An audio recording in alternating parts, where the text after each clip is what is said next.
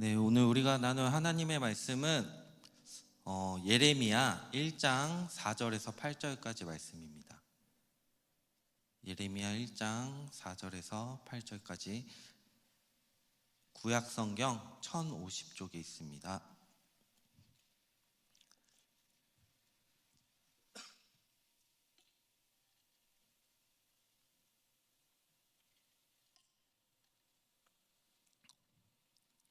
네, 다 찾으셨나요?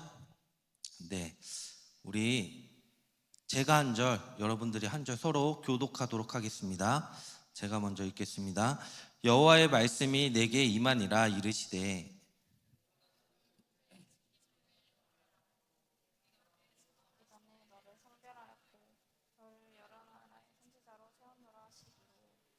내가 이르되 슬프도소이다.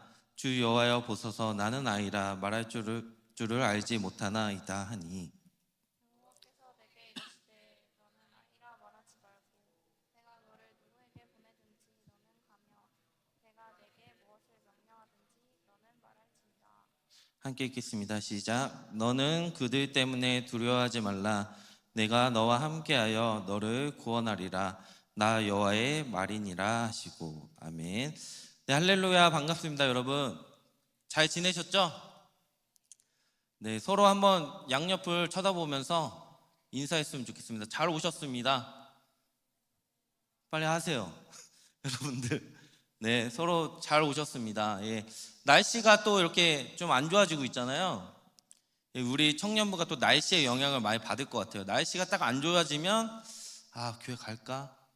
이런 고민 했다 안 했다? 다 안 했어요? 대단한데? 네. 네, 날씨가 또 이렇게 우중충해지면은 이게 토요 예배가 쉽지 않은데 그래도 이 자리에 하나님의 부르심에 응답한 여러분들 참 귀한 것 같습니다. 네, 이 시간 하나님의 부르심이라는 제목을 가지고 함께 하나님의 말씀을 나누기를 원합니다. 자, 오늘 우리가 함께 읽은 말씀은 이제 하나님께서 예레미야를 부르시는 말씀이 담겨져 있어요.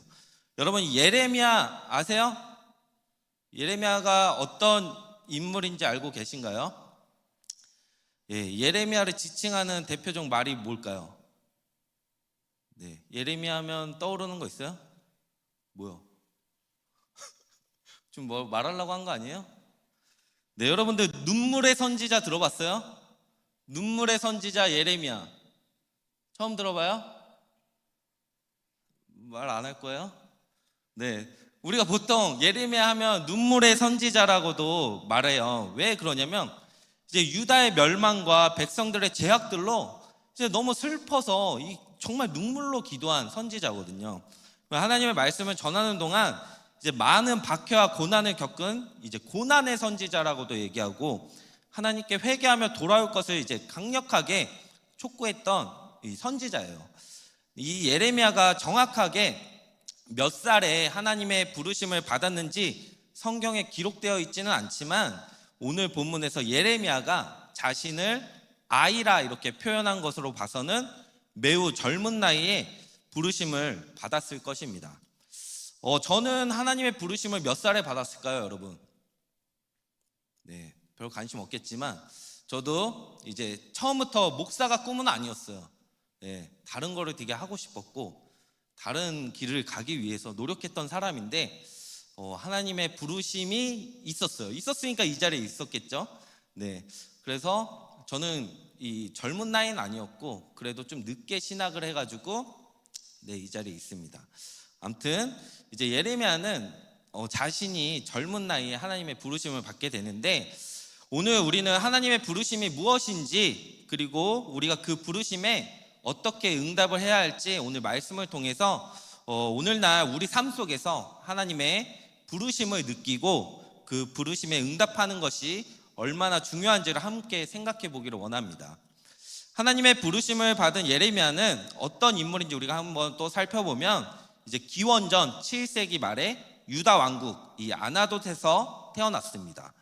그의 아버지는 힐기야 제사장이라고 이렇게 기록되어 있는데 예레미야는 제사장 가문에서 태어났습니다.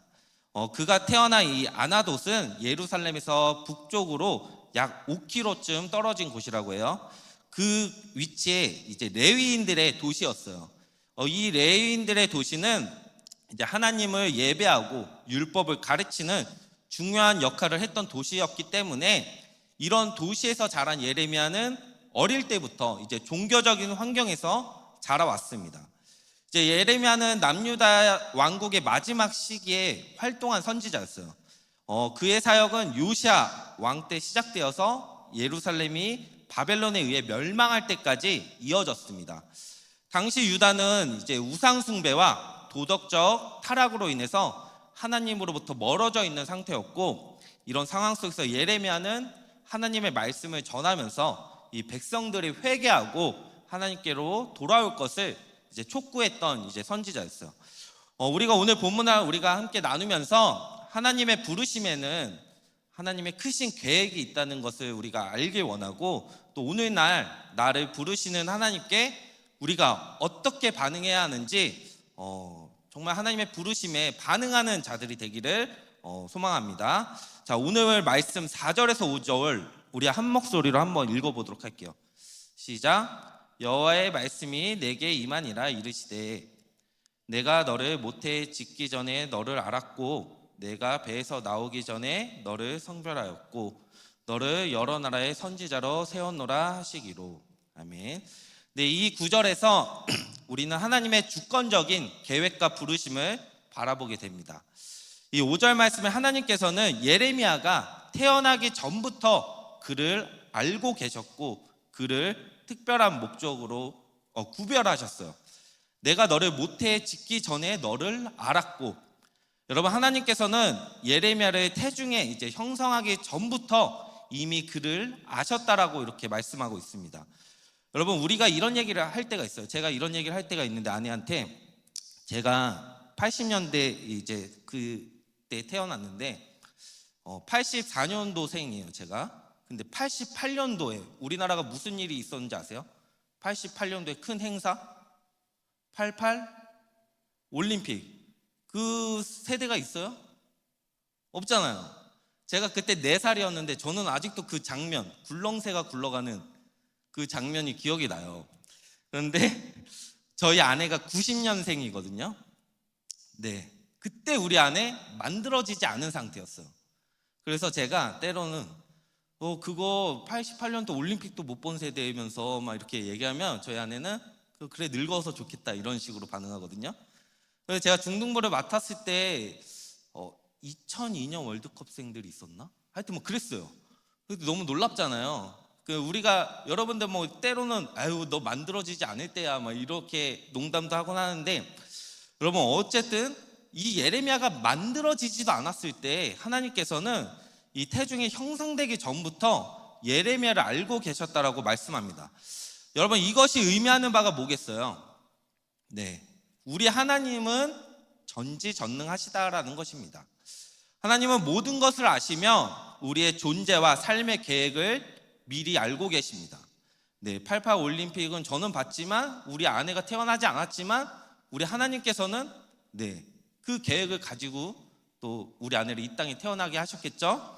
네, 하나님께서는 예레미야를 창조하기 전에 이미 그의 성격, 능력 그리고 삶의 목적을 알고 계셨다라는 것을 나타냅니다.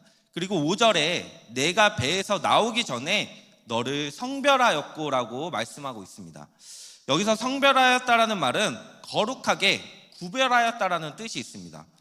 이 말씀은 예레미야가 태어나기 전부터 하나님께서 그를 특별한 목적으로 이제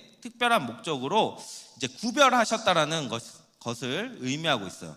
하나님께서는 예레미야를 다른 사람들과 구별하여서 하나님의 특별한 임무를 위해 예레미야를 준비하셨습니다. 여러분 하나님께서는 각 사람을 특별한 목적을 위해 구별하실 수 있는 분이심을 우리가 알기를 원합니다. 쟤는 왜 저래? 우리가 그런 얘기 할 때 있잖아요. 쟤는 왜 저래? 우리가 서로의 삶을 판단할 때가 있어요. 쟤는 왜 저렇게 살지? 네, 물론 객관적인 판단으로 우리 눈에 잘 살고 못 살고 이렇게 판단할 수는 있겠지만 하나님의 시선으로 바라볼 때 모든 삶을 인도하시는 하나님께서 이제 각 사람을 만지시는 방법, 그 목적은 다를 것입니다. 이제 하나님께서는 예레미야를 부르신 구체적인 계획을 이렇게 말씀하시는데, 내가 너를 여러 나라의 선지자로 세웠노라, 이렇게 말씀하세요. 이 부분은 예레미야의 사명과 부르심에 대한 구체적인 내용입니다. 내가 너를 여러 나라의 선지자로 세웠노라. 하나님께서는 이제 예레미야를 여러 나라의 선지자로 세우신 거예요. 이는 당시에 예레미야가 단순히 유다의 선지자로서만 활동한 게 아니라 이 여러 나라와 민족에게 하나님의 말씀을 전할 사명을 받았음을 의미합니다. 하나님은 예레미야를 창조주부터 알고 계셨고, 특별한 목적을 위해 구별하셨고, 또 하나님의 계획과 목적을 위해서 선지자로 세우셨습니다. 사랑하는 청년 여러분, 하나님께서 우리 각자를 창조하시고 우리 삶을 계획한다는 사실을 여러분들 믿으세요? 아멘. 네, 우리는 우연히 태어난 것이 아니며 하나님께서 우리를 특별한 목적을 위해 부르셨다는 것을 우리가 항상 기억을 하면서 살아가야 합니다. 이 말씀을 들으면 누군가는 마음이 불편하고 뭔가 마음이 안 좋은 사람이 있을 수 있어요. 하나님이 나를 특별한 목적으로 지으시고 내 삶을 계획하신다라는데, 지금 내 삶의 모습을 좀 보면 별로라고 느껴지는 사람이 있을 수 있어요. 이런 마음이 드는 청년 여러분, 괜찮습니다. 예레미야도 그랬습니다. 예레미야도 자신이 좀 부족하다, 연약하다라고 생각을 했거든요. 하나님께서 부르실 때 예레미야 반응이 어땠냐면 6절 말씀을 보니까, 내가 이르되 슬프도소이다, 주 여호와여 보소서, 나는 아이라 말할 줄을 알지 못하나이다 하니. 근데 이 말이 좀 어렵지 않아요? 슬프도소이다, 이거 발음 잘 되세요? 저는 좀 잘 안 되는데 이거 이런 말 쓰지 않잖아요. 슬프도소이다, 이거 뭐 성경에 이거 바뀌어야 돼요. 네, 네. 하나님께서 예레미야를 부르셨는데, 이 예레미야는 그 부르심에 감격하고 기쁜 게 아니라 하나님 부르심 앞에 자신의 연약함을 고백하고 있어요. 쉬운 성경을 보면 이렇게 고백합니다. 주 여호와여 보십시오, 저는 너무 어려서 말할 줄을 모릅니다. 이게 되게 부드럽죠, 쉬운 성경으로 보니까. 네, 예레미야가 자신의 상황과 능력에 대한 깊은 염려와 불안이 잘 나타나 있어요. 나는 아이라, 이 말은 예레미야가 젊고 아직 경험이 부족하다라는 것을 의미합니다. 이것은 단순히 나이가 어리다라는 그 의미뿐만이 아니라 예레미야가 본인 스스로 나 자신은 충분히 준비되지 않은 사람으로 느꼈다라는 것을 의미하고 있어요. 그러니까 본인 스스로가 나는 하나님의 사명을 감당하기에는 아직 어리고 경험이 부족하다라고 생각을 했습니다. 그러면서 자신은 말을 할 줄 모릅니다. 자신의 언변과 표현 능력에 자신이 없음을 고백하고 있어요. 예레미야는 선지자로서의 소명에 대한 두려움을 느끼면서 이 자신이 하나님의 메시지를 제대로 전달할 수 있을지 확신하지 못합니다. 저는 말을 잘 할 줄 모른다는 이 모습은, 여러분 성경을 보면은 모세가 하나님의 부르심을 받잖아요. 그때 출애굽기 4장 10절의 모습과 너무 닮아 있어요. 그 모습을 쉬운 성경으로 살펴보면 이 모세가 한 말이에요. 모세가 여호와께 말했습니다. 하지만 주님, 저는 말을 잘 할 줄 모릅니다. 전에도 그랬지만 주님께서 저에게 말씀하시는 지금도 저는 말을 잘 할 줄 모릅니다. 저는 말을 느리게 할 뿐만 아니라 훌륭하게 말하는 법도 모릅니다. 네, 여러분 이 모습들을 저도 묵상했을 때 너무 공감이 됩니다. 하나님이 부르실 때 저도 말주변이 없거든요. 저도 이렇게 나와서 뭔가 말할 때 이제 청년들은 좀 아는 얼굴들이 있어서 너무 자연스럽진 않죠. 하여튼 그래도 좀 편해요. 예, 여기 올라가잖아요. 내가 진짜 나는 내 스스로가 바보 같아. 그래서 어른들 앞에서 새벽 설교를 하잖아요. 하나님 이러려고 저 부르셨어요. 나 말도 못하겠고 침 마르고, 제가 설교를 하고 내려오면서 이 자괴감이라고 현타 오는 거 있잖아요. 하나님의 말씀을 전하는 자로서 섰지만 내 스스로가 너무 부족한 거야. 이 내용은 둘째치고 너무 힘들어, 이 말하는 게. 그쵸? 하나님의 사람은 여러분들 이런 생각을 해요. 언변이 뛰어내야 된다. 예? 뭔가 내가 이 복음을 들고 나가려면 말빨이 있어야 된다, 이렇게 착각할 때가 있어요. 저도 그렇거든요. 나는 내가 설교자인데 좀 말 잘하면 좋잖아. 예. 말 좀 잘, 하나님의 말씀 잘 전하면 좋잖아요. 우리 박성영 목사님처럼 랍비처럼 쑥쑥쑥쑥 이렇게 잘 전하면 좋은데 저는 그게 안 되니까 너무 힘든 거예요. 이 모습들, 이 예레미야랑 모세, 하나님이 부르셨을 때 그 모습이 저는 이해가 되더라고요. 자, 모세도 하나님의 부르심에 나는 본래 말을 잘하지 못하는 자입니다. 자신은 입이 뻣뻣하고 혀가 둔한 자라서 이렇게 변명하는 모습과 이 예레미야도 유사한 거예요. 이 하나님의 부르심 앞에 예레미야의 모습을 묵상하면서 여러분들 우리의 모습은 어때요? 저는 묵상해봤어요. 그랬으니까 이렇게 말했죠. 여러분들 하나님께서 여러분들을 부르실 때 여러분들 어떻게 반응하시겠어요? 예. 여러분 하나님께서 여러분을 창조 전부터 하나님의 일을 위해 택하시고 사명을 주시기 위해 부르실 때에 정말 나는 어떻게 반응할까 한번 생각해 보세요. 주님, 내가 여기 있습니다. 주님 나를 부르시니까 제가 갑니다. 이렇게 할 사람 손 들어 보세요. 네. 꼭 들어야 돼요. 알겠죠? 아니면 저는 아닙니다. 예, 저는 아닙니다, 주님. 손 들어 보세요. 뭐예요 지금 이 반응? 자, 주님 제가 여기 있습니다. 저를 써주세요.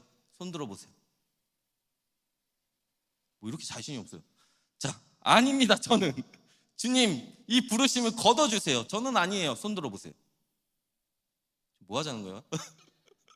자, 마음은 있잖아요. 다 부르심을 받기 원하시죠?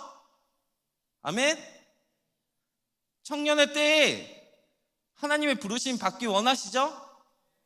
청년의 때든 뭐 늙은이의 때든 뭐 어느 때든 하나님의 부르심을 받기 원하잖아요, 여러분. 아멘. 하나님 안 부르고 너는 너 살 길 살아. 나는 부르래만 부를게. 예, 그런 거 아니잖아요. 우리 다 하나님 부르셨으니까 이 자리에 있죠. 아멘. 네, 아마도 하나님의 부르심에 싫다라는 감정은 없을 거예요. 예, 저는 싫어요. 하나님 부르지 마세요. 그런 감정은 없을 거라고. 이게 나의 부족함, 나의 능력을 바라보면서 그냥 부담이 되는 거지. 하나님 부르심 앞에 좀 제가 이것도 부족하고 이것도 부족하고 하나님 부르셔서 내가 너무 감사하긴 한데 이런 부족함들이 보이니까 좀 부담돼서 피하고 싶은 거지, 내가 정말 하나님 일하는 거 싫습니다 하는 사람은 우리 중에는 없을 거예요. 여러분, 하나님의 부르심 앞에서 우리의 연약함을 인정하는 것, 부족한 게 우리 있잖아요. 그 인정하는 것이 참 중요한 거예요. 하나님은 우리가 나의 연약함들을 하나님 앞에 우리가 인정할 때 정말 하나님의 능력으로 우리를 통해서 일하신다는 사실을 우리가 기억하기 원합니다. 아멘. 네, 여러분, 우리가 잘해서 하나님의 일을 잘 감당할 수 있는 것이 아니라 하나님께서 나와 함께 하시기 때문에 하나님께서 나에게 능력 주셔야만 하나님의 일을 감당할 수가 있는 거예요. 예. 나의 능력으로, 내 능력으로 하는 것이 아니라 하나님의 능력으로. 그러니까 여러분, 나의 약함을 통해서 일하시는 하나님을 우리가 의지하면서 하나님께 내 모습 이대로, 뭐 이 찬양도 있잖아요. 내 모습 이대로. 네, 솔직한 내 마음을 하나님께 고백하면서 나의 염려와 두려움을 하나님께 맡기시기를 바랍니다. 아멘. 네, 여러분, 나의 능력이나 자격이 부족할지라도 하나님께서는 우리를 부르시고 충분히 우리를 사용하실 수 있는 능력의 하나님이심을 우리가 기억하기 원합니다. 하나님께서 우리의 연약함 속에서도 일하신다는 것을 믿고 우리가 좀 여러 핑계 대지 말고 걱정하지 말고 하나님의 부르심에 순종으로 반응하기를 원합니다. 여러분, 우리가 이것을 기억했으면 좋겠습니다. 하나님께서 우리에게 원하시는 것은, 한번 따라해 볼까요? 능력이 아니라 순종을 원하십니다. 네, 하나님께서 우리에게 원하시는 것은 능력이 아니에요. 순종이지. 네, 하나님께서 부르실 때 나 이것도 못하고 저것도 못하는데가 아니라 하나님, 그럼 제가 해보겠습니다. 나에게 감당할 수 있는 능력을 허락해 주세요. 이렇게 나아가는 거예요. 알겠죠? 네, 우리는 다 부족하고 연약하나 하나님께서는 우리의 모든 것을 아시고 그 연약함 속에서도 일하심 우리가 믿고 하나님의 부르심에 순종하는 우리가 되기를 원합니다. 자신 없어 두려워하고 변명하는 예레미야에게 하나님께서는 이렇게 말씀하고 계세요. 본문 7절에서 8절입니다. 함께 읽겠습니다. 시작. 여호와께서 내게 이르시되 너는 아이라 말하지 말고 내가 너를 누구에게 보내든지 너는 가며 내가 내게 무엇을 명령하든지 너는 말할지니라. 너는 그들 때문에 두려워하지 말라. 내가 너와 함께하여 너를 구원하리라. 나 여호와의 말이니라 하시고. 네. 너는 아이라 하지 말고, 너가 아직 젊고 어려서 경험이 부족해서 내가 아직 자리를 못 잡아서 하나님의 부르심을 감당할 수 없다는 이런 변명 삼지 말라라고 말씀하고 계십니다. 여러분, 취업이나 이직, 또 뭐 편입, 뭐 또 이제 학업을 위해서, 네, 또 대학 진학을 위해서 뭐 여러 가지 노력하고 계시잖아요. 그렇죠? 이 나이나 경험을 제일 따지는 것이 여러분 어디일까요? 나이나 경력, 경험, 세상이 제일 따지겠죠? 그렇죠? 오늘날 교회도 마찬가지로 나이와 경력을 봐요. 제가 이제 다시 이제 한국에 들어올 때 한국은 나이 제한이 있더라고요. 부교육자 나이 제한이 있어요. 그래서 제가 목사로 캐나다에 있을 때는 나이를 안 봐요. 그냥 뭐 나이를 안 봐서 사역할 수 있었는데 다시 한국에 들어오니까 제 나이 때 움직이지 않으면 이제 들어갈 교회가 없는 거야. 몇 년생 이후부터 지원이 가능해. 예, 그래요. 교회가 더 그래요. 예, 그리고 이력서 중에 좀 웃긴 게 뭔지 아세요? 찬양인도 가능, 우대. 찬양인도 우대, 컴퓨터 우대. 그리고 특이한 건 일종 면허. 왜겠어요? 자동차 면허 1종. 왜겠어요? 이 교회에 스타렉스 운전해야 되잖아요. 예, 교육자의 이력서에는 신앙 간증도 들어가고 여러 가지 있지만 나이 제한이 생기니까 이제 사역지 구하는 게 힘들겠더라고요. 예, 근데 하나님은 나이를 본다 안 본다? 네, 보지 않으세요.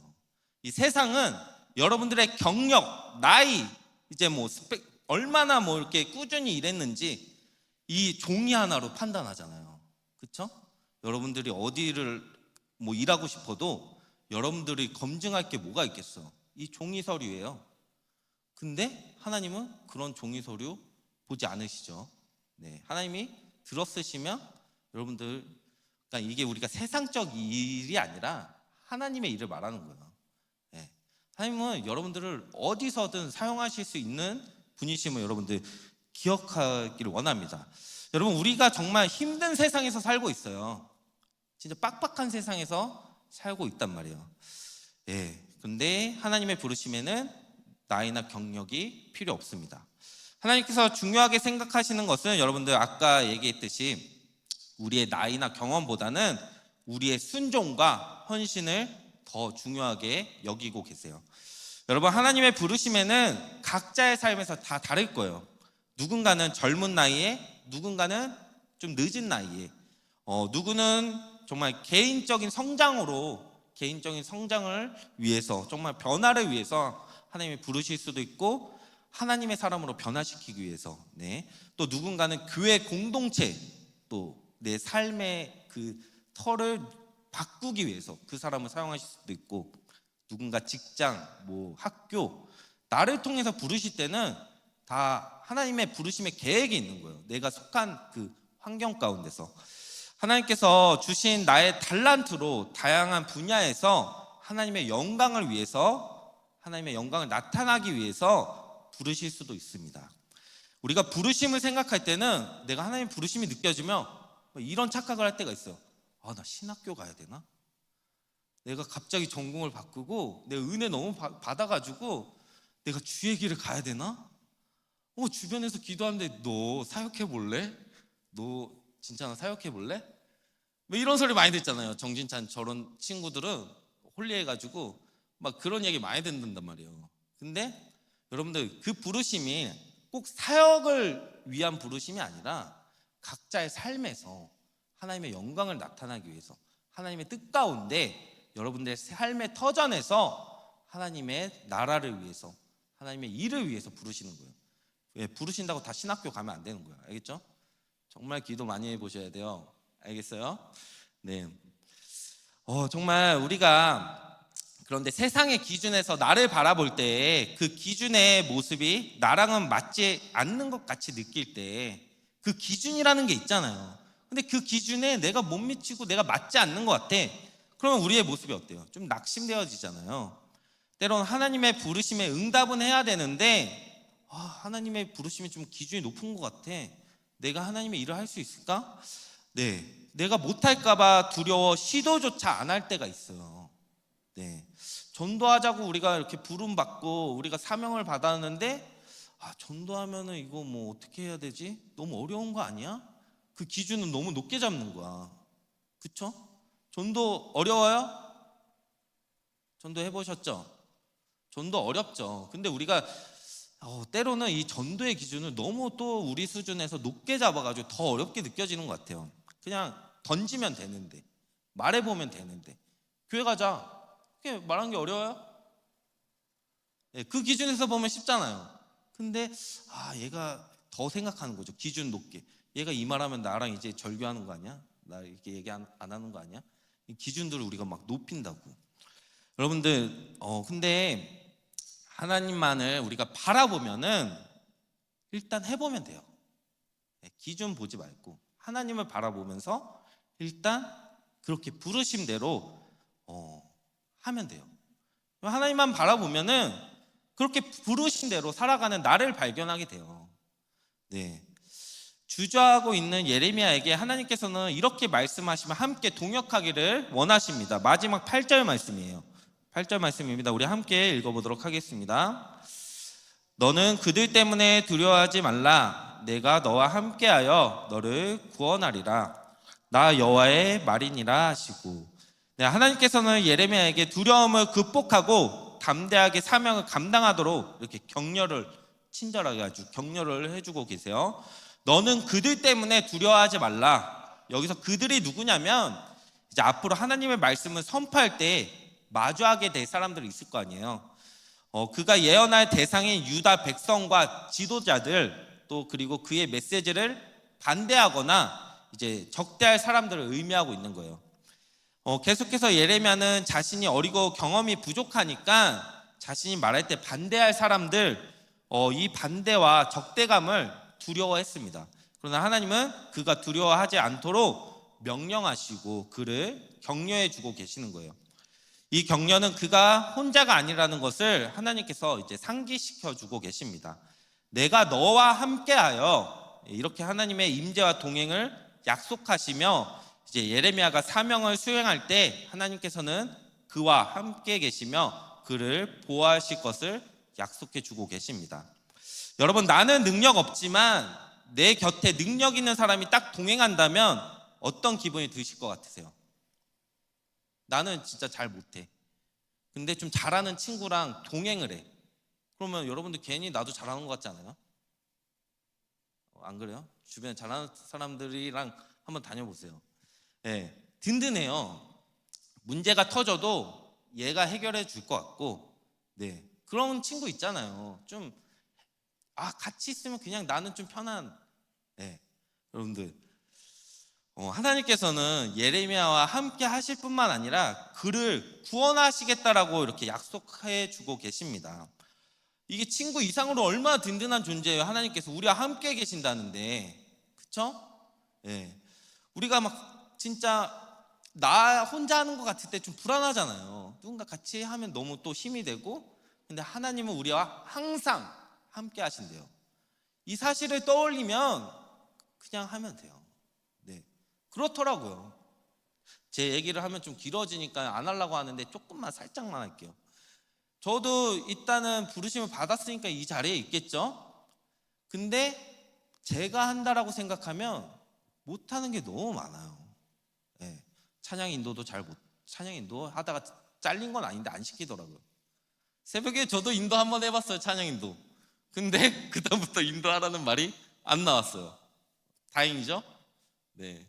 그리고 하여튼 저도 능력이 없으니까 주변 사역자들이 동역해서 같이 할 때가 많단 말이에요. 제가 처음 다시 이렇게 우리 교회로 들어왔을 때 너무 불안했어요. 예, 다시 들어와서 내가 잘할 수 있을까? 내가 다시 들어와서 오히려 더 뭐 사람들이 아유 뭐 잠깐 나갔다 오더니 성장이 안 됐네 막 이런 소리 들을까 봐 너무 그냥 그랬거든요. 스스로가 막 자존감이 낮아지고 막 할 수 없을 것 같을 때 기도를 하니까 또 이게 용기가 생기더라고요. 그리고 또 기도하면서 하나님이 함께 하신다라고 생각하니까 오게 되더라고요. 우리 교회 빡셉니다. 사역하기 힘든 교회예요. 그렇지만 하나님께서 함께 하시기 때문에 감당이 되는 거예요. 그리고 우리 교육자들, 우리 목사님들 있잖아요. 목사님들이 계시기 때문에 또 감당이 되더라고요. 도와주시니까, 함께 하니까. 근데 하나님께서 함께 하시겠다라는 거에서 넘어서 예레미야를 구원하시겠다라고 약속을 하시잖아요. 이 말은 여러분들 앞으로 예레미야가 직면한 어려움과 위험 속에서도 이 하나님께서는 그를 지키시고 보호하실 것임을 의미하고 있어요. 그러면서 마지막에 말에는 나 여호와의 말이니라 이렇게 말씀하세요. 확실하게 하나님께서 직접 하신 말씀이라는 것을 선포하고 있는 거죠. 이는 하나님의 약속이 신뢰할 수 있고 변치 않는다라는 것을 이제 보증하고 있는 거예요. 여러분, 예레미야는 이 말씀을 통해 하나님의 신실하심을 확인할 수 있습니다. 네, 하나님의 부르심에 응답한 예레미야는 이 유다의 멸망과 백성들의 죄악들을 슬퍼 기도한 이 눈물의 선지자로 이 하나님의 말씀을 전하는 동안 이제 많은 박해와 고난을 겪으며 하나님께 회개하며 돌아올 것을 선포한 이 하나님의 선지자로 이렇게 성장하게 돼요. 사랑하는 청년 여러분, 오늘날 여러분들은 하나님의 부르심에 어떠한 반응을 가지고 살아가고 계신가요? 하나님의 부르심에 여러분들 관심이 있으세요? 네, 여러분들 어떻게 기도하는지 모르겠지만 하나님 저 좀 써주세요. 하나님 저 좀 불러주세요. 하나님 어떠한 위치든 간에 하나님 나를 붙들어 주시고 나와 함께 하시고 저 좀 써주세요. 이렇게 기도하는 친구 있어요? 친구가 아니고 우리 청년 여러분들, 네, 여러분들 우리가 이런 기도보다는 이 하나님의 부르심보다는 때로 이런 기도할 때가 있어요. 하나님 저 환경에 내가 살게 해주세요. 네? 저 환경에 좀 나를 불러줬으면, 저 그룹이 나를 좀 불러줘서 나 저 그룹에 속해졌으면, 네, 그런 마음들이 있었다면 여러분들 좀 내려놓기를 원합니다. 네, 이 시간 먼저 하나님의 부르심을 먼저 소망하기를 원합니다. 네, 다른 그룹에 속한 그룹 부름받음보다는 정말 하나님의 부름을 받는 자들로 세워지기를 소망합니다. 어쩌면 각자의 삶 속에서 하나님께서 부르시고 하나님의 일을 위해 사용하기를 하나님께서는 원하시는데 우리가 스스로 두려워가지고 발음이 안 되네. 네, 두려워서 쫄아가지고 하나님의 반응을 애써 외면한 적이 없었는지 우리가 한번 돌아보면서 이 시간 하나님의 부르심에 두려워하지 말고 하나님의 부르심에 담대하게 응답하기를 축복합니다. 아멘. 네, 나의 연약함을 바라보지 않고 하나님을 바라보며 나아갈 때 하나님은 여러분과 함께 하시며 여러분을 지켜주실 것입니다. 우리의 인생에서 크고 작은 어려움과 도전들 속에서 하나님은 늘 함께 우리와 동행하시고 우리를 보호해 주심을 우리가 신뢰하면서 나의 모든 걸음 속에서 나를 인도하시고 함께 하시는 하나님을 의지하며 살아가는 우리 귀한 청년 여러분들이 되었으면 좋겠습니다. 오늘 본문을 통해서 하나님의 부르심이 무엇인지 그리고 우리가 그 부르심에 어떻게 반응해야 되는지를 나누었어요. 하나님의 부르심은 우리의 연약함에도 불구하고 우리를 사용해 주신다는 사실을 여러분들 꼭 기억하시고, 하나님께서는 여러분들 각자를 부르고 계신다는 사실도 여러분들 기억했으면 좋겠어요. 그 부르심에 여러분들 두려워하지 말고 믿음으로 응답하시기를 바랍니다. 지금 내 모습, 나의 연약함을 바라보지 않고 그 연약함을 바라보면서 낙심하지 말고 정말 나와 함께 하시는 하나님을 바라보며 하나님의 부르심에 주님 제가 여기 있습니다. 하나님 부르실 때 이 마음 주셨을 때 주님 콜 제가 가겠습니다. 네, 이렇게 응답할 수 있는 우리 기양 청년들이 되기를 주님의 이름으로 축복합니다. 아멘. 우리 함께 기도하도록 하겠습니다.